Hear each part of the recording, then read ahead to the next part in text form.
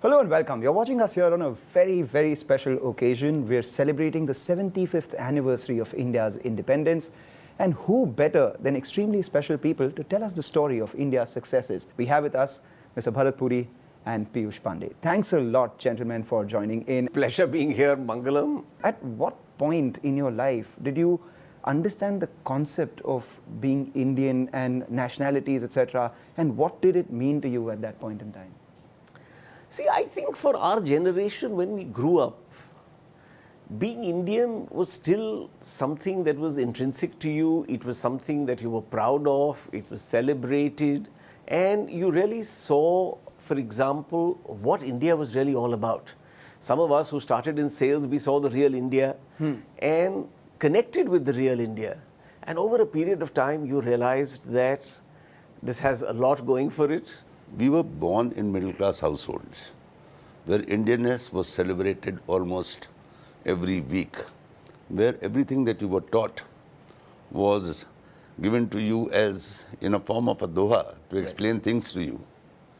Every tradition was followed even when you didn't have that kind of money, but tradition was followed at your means. So I grew up, 84 is the first time I stepped out of this country.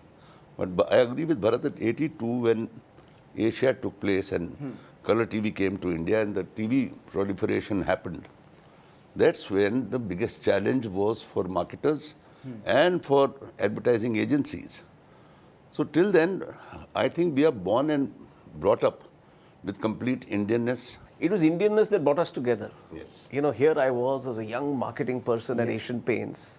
Until then, Asian Paints advertised in English. Yes. And this was the same time India had opened up, you know, color television was on. And I said, listen, if the mass of this country speaks so many wonderful languages, why are we advertising in English?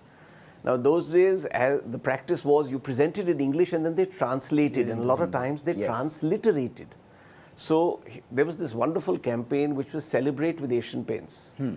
It came as translated as Asian Paints ke saath jashan manao. I said, guys, I want somebody who has grown up speaking Hindi in his home. And there was a certain mustachioed gentleman who was the Hindi copy chief. And he was sent saying, you know, there's this client who actually wants to advertise in local languages. And that's when two of us got together. I explained and he said, listen, leave it with me. And before he had reached home, he rang me up and said, I've got it. And it was Har Khushi Mein Rang Laaye. It was not just about Hindi. Then we went on to do stuff for Pongal, Durga Puja, Onam and Diwali. You spoke about regional, campaigns that you ran. That also brought to fore a small music director then who's now become the global Indian that we know. You want to talk about both of that? The fascinating thing with Pongal was we were very clear. We want to shoot it in Chennai. We want a local point of view. We don't want the traditional motifs and visuals and like, you know, the tourist view of Pongal. It has to be Pongal as celebrated in a Tamil home. And I remember Rajiv Menon, who lived in Chennai, was shooting it there. At that time, you know, there was a famous music director who was based in Mumbai. Those days. No, but before that, there was another music director who was supposed to do this commercial. And Rajiv tells us, actually, he's got this other guy. He's an upcoming fellow called Dilip Kumar. And, you know, Dilip Shekhar or Dilip Kumar? Dilip Shekhar. Yeah. And he's like, you know, this thing. And we said, sure. And like, you know, we listened to it and said, listen, this is it.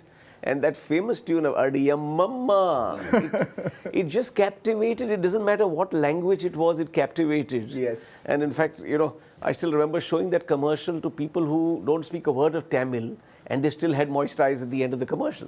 And Dilip Shekhar turned out to be? A certain gentleman called A.R. Rahman. It's a beautiful story. You want to say Har Ghar Kuch Kehta Hai in your...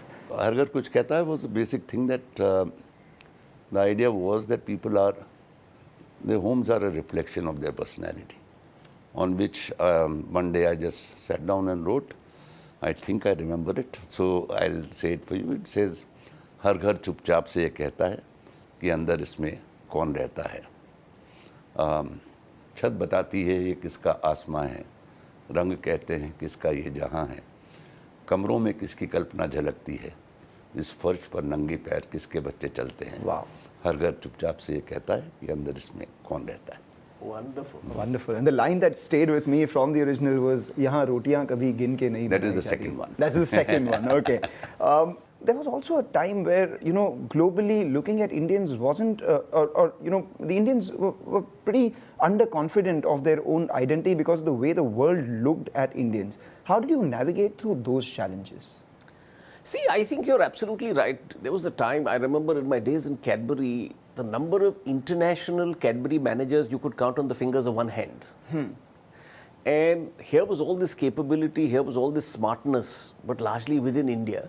The good thing is, as India began to open up, the wonderful thing that happened was, people began to see that what was originating out of India, and suddenly you said, my God, this applies to X country, this applies to Y country. And slowly and steadily, India's voice, first in a multinational stage, and then, pretty much on a world stage, started to resonate. And suddenly it became that, listen, these guys seem to understand emerging markets, these guys seem to understand what's happening as far as consumers are concerned. Can they get bigger roles? And to complete the loop, it was a matter of great happiness. Cadbury finally had about 100 managers outside India manning global positions because they'd proven themselves within India and there were many people asking for them. So, the proverbial century happened. Yes. Both of you are I'll massive give you cricket one fans. more addition to this century from the Ogilvy side of it. Yes. When Ogilvy internationally pitched for Mondelez by that time, the meeting was in Chicago, and the person who was asked to come and lead the meeting was yours truly, Wow. an Indian. Wow. For that's the some global story. pitch. And, the other thing is that since you're talking about the Indians being amazing at all the other global roles, etc., because of the experience that they've had in India, we've seen a lot of companies, international companies, they've struggled in India, barring the ones which are committed to India for the long term. Case in point, something like Unilever, you would have Cadbury's, you would have, a lot of Nestle's of the world. They've done extremely well because of their longevity and understanding of India as a country. But then there are a lot of others who've tried to, replicate their successful models in their respective countries to India. Is there a playbook for success in India for other companies to come and, do well here?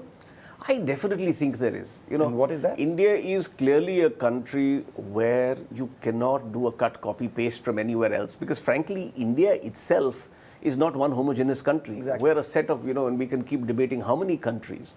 But India's diversity is something that you have to cognize of when you explain to fellows that, listen, the average good marketeer advertises in 6 to 8 languages. For most people, it's a complete shock. I mean, how can that? And at times, when you're advertising, you're doing it with different castes, so on. As far as the India playbook is concerned, my simple thing is the people who've thought global and acted local are the fellows over a period of time have understood and got India. Those who've thought that, listen, I will think global, I will approve what's happening in India, in a Singapore or in a London or in the US, over time have struggled. Again, like, the proverbial monopoly player, they've gone back to start and started all over again. Right. Because they haven't got the fact that this is a market which has the size and complexity of a large market, but has the revenues, at least in the initial years, of a small market. And, therefore multiplying number of consumers into, usage occasions and hoping this is the potential market, that just suggests naivety. And a lot of learning has also happened to them, to a lot of new companies when they see the likes of Fevicol. Right. Because they said it's so Indian and it appeals to a carpenter, to Ratan Tata at the same time. Take Fevicol. We've actually researched at Pidilite. There is no other country in the world where a glue brand is one of the top 10 consumer brands. Not top 10 adhesive or top 10 chemical. It's the top 10 consumer brands in the country. And that tells you a lot about India, the country, and how to win in India. And this is something a lot of times it takes a lot of experience to understand. It does. And I mean, Fevicol ka jod for the stock market has now become Fevicol ka moat.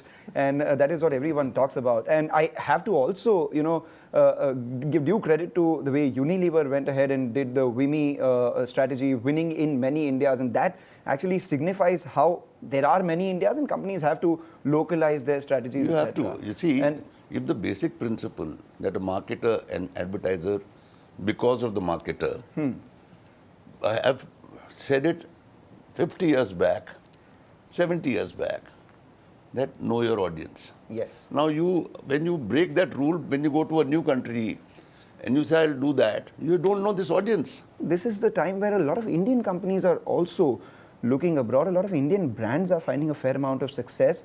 Pidilite, for instance, as well, is looking to replicate the success that it's had in India and a lot of other emerging market nations. So what is it that you've learned from India that you're putting out there? And what is it that you're learning from there that you're bringing back to India? If you could tell us a little about that. Great question. See, I think the essence, as Piyush rightly says, is first and foremost understand your consumer. Nothing beats the power of observation, the power of insight and understanding what works in the country. And take Pidilite, for example. Yeah. We're clear we want to be an emerging markets multinational. 70% of the growth of the world is going to come out of emerging markets. Different states of India are like pretty much different emerging countries from the rest of the world. We perfect our model in India, we learn in India, we make mistakes but get it right, and then we go and still understand locally. I mean, take Bangladesh. We were not the first into Bangladesh, we went much later into Bangladesh. Fast forward to 10 years later, we're the leader there. In our categories, we have the same strength in Fevicol that we have in India. Fascinatingly, anecdotally, I go there, the immigration guy asks me, so what brings you here? And I said, I work for Fevicol. And he plays me a Fevicol ad. Wow. And that's the power of knowing that you're doing it right. Any instance that you have from the advertising front where, a campaign that did extremely well in India, you thought could actually go global and it did? See, a lot of times it has gone to Pakistan, Bangladesh, Sri Lanka. Yes. But yes, the thought goes through. The thought goes through. Like if we were to do Fevicol in those markets that we still have in mind, what would Bharat and I say? We would say that our success is based on a very simple thing, that nobody loves anything breaking and anything joining brings joy to you. That is the core of the brand. Now you express it your way. 75th anniversary of the independence as we're celebrating right now. Things have changed. We've opened up. A lot has happened. Where do you think we're going from here? How have we changed in those years? And what about those years would you wish are, would be present now? I think, again, great question. I think three basic big changes, right? The first thing is the consumer has far, far more choice. I think the second is access. And as you rightly said, from your telephone onwards, today, everything, the whole media scene has changed dramatically. The way you actually interact with consumers, the way your brand interacts with consumers has changed dramatically. And obviously, you have to keep pace. And I think the third is prosperity. Yes. In the good old days when Piyush and me were, younger marketeers, there was a middle India and there was an aspirant India. Right. Now, clearly, there is a premium rich India, there is a middle India, and there's an aspirant India. And every marketeer has to have strategies for all three. Every new technology is an enabler for you to take your idea to your audience. Never be scared of technology. At the same time, never forget that you need an idea. Technology cannot save you. देखो computer में झांकोगे तो data दिखेगा, नजरें ऊपर उठाओगे तो दुनिया दिखेगी. And this thing about short attention span. Attention span is in your hand. If you can hold his attention, we can do an 80-seconder. If you can hold it in 30 seconds, you do a 30-seconder. I actually said to Google, and I said it to the Google marketing staff in a thing that they called me to speak. Right. As you're telling the world 7-second commercials on Facebook and 7-second seconders and thumb stoppers or whatever. I say, you're forgetting that I launched your brand in India with a 2.5-minute commercial. I remember that very clearly. Now, where we are in terms of the socio-cultural situation of India, do you think back in the day there were far more risks that one could take in telling a message as against now? Because, I mean, there is a bunch of people who are suddenly trigger happy, ready to be offended, so to say. People criticize you earlier also, they will criticize you.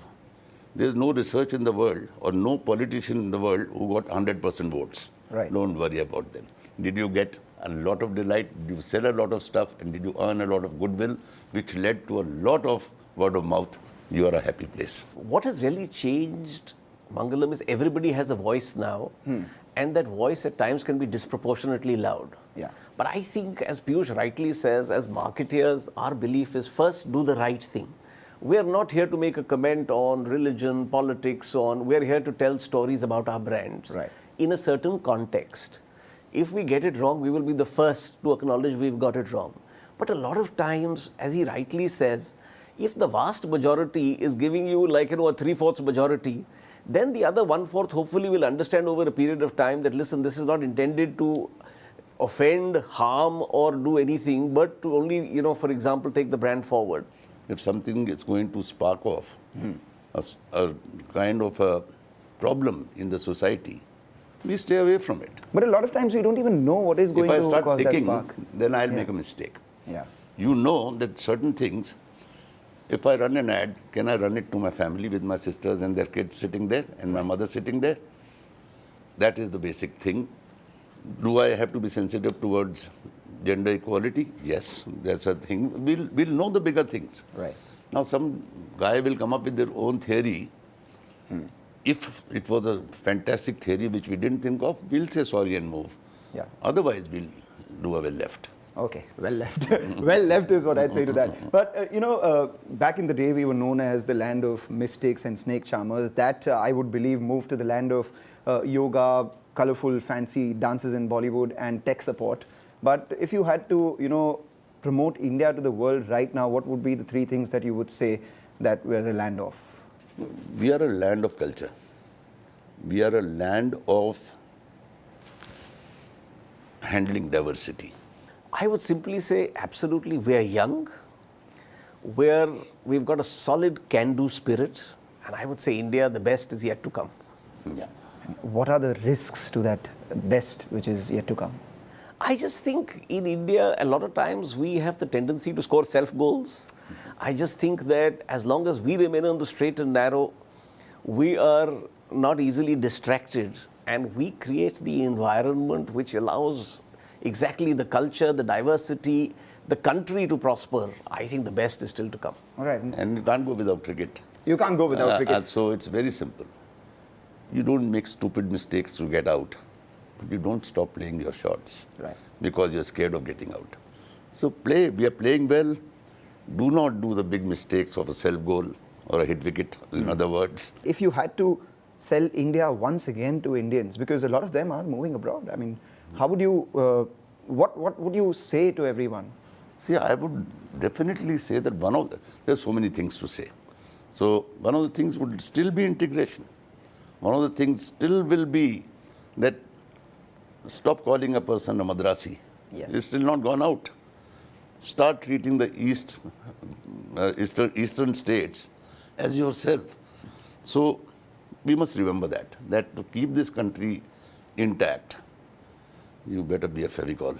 All right, better be a Fevicol. That's the plug. We take a short break, come back. We do some quick fire questions.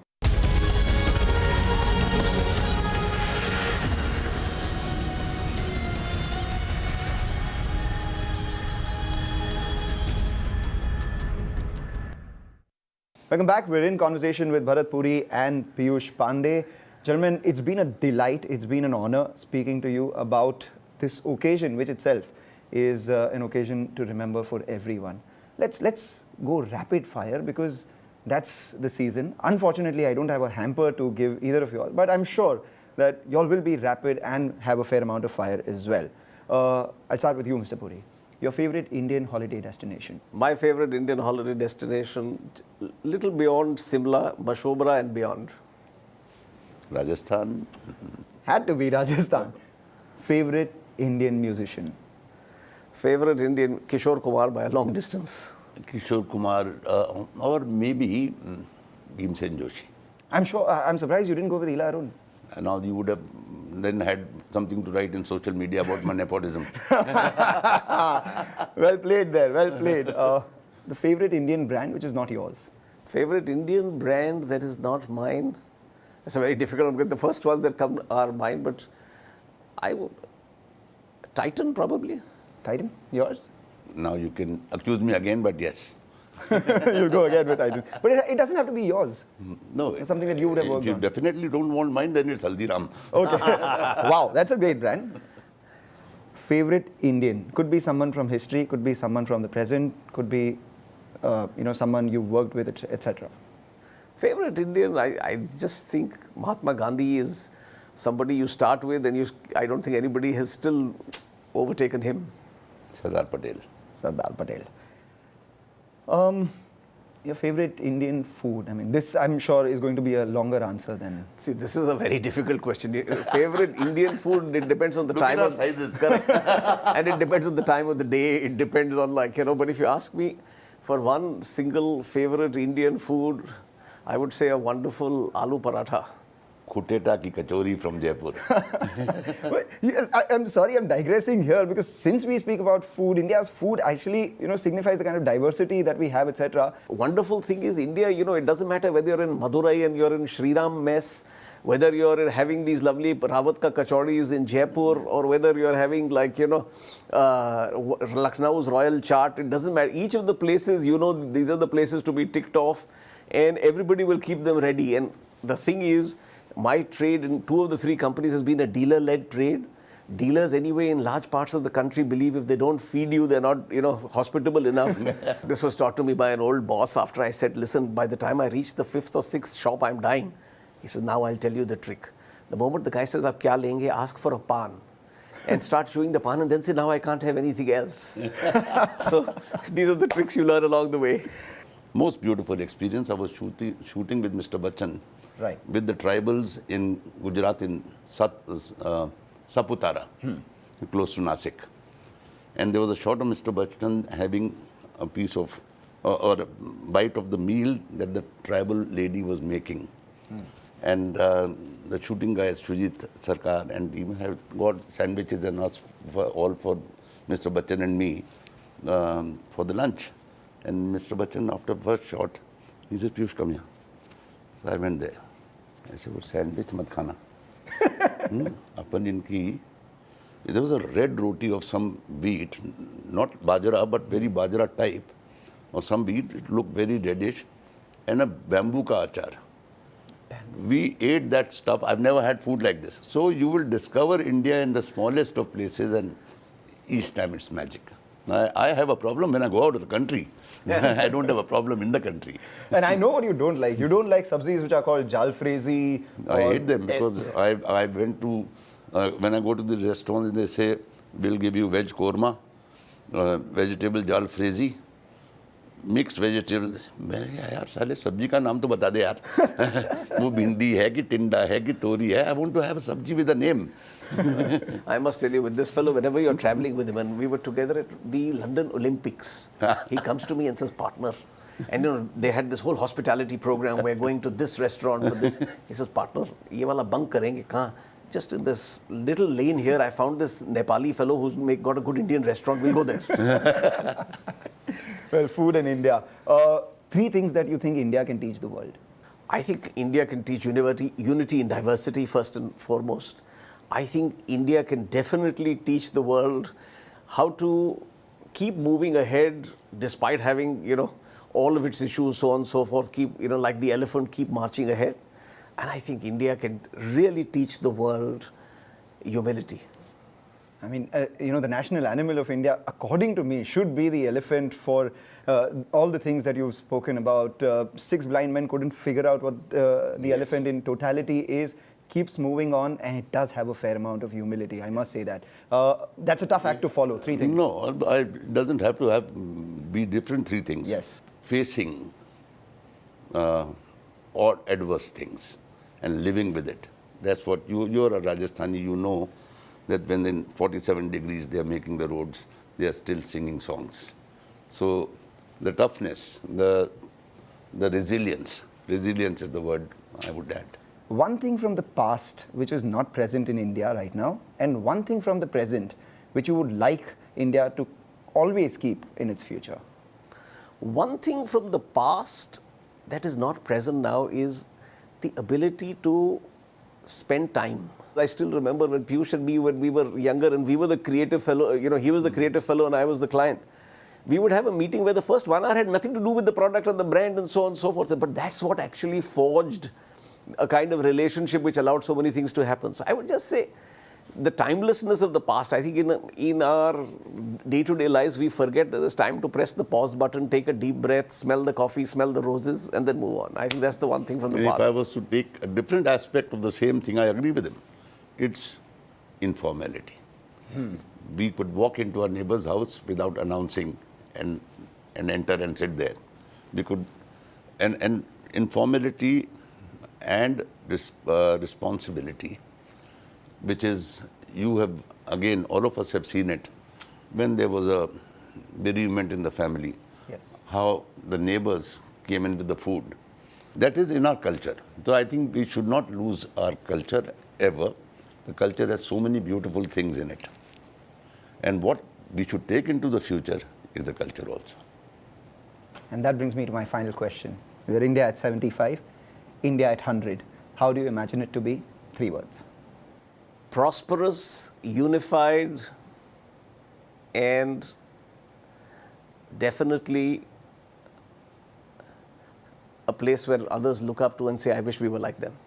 Century, celebrate, and then tell yourself, take a fresh card and say, I'm betting on 0. I'll score another 1. Wonderful. Thank you so much, gentlemen. India couldn't be prouder to have these two as her sons. Thank you. Thank you so much.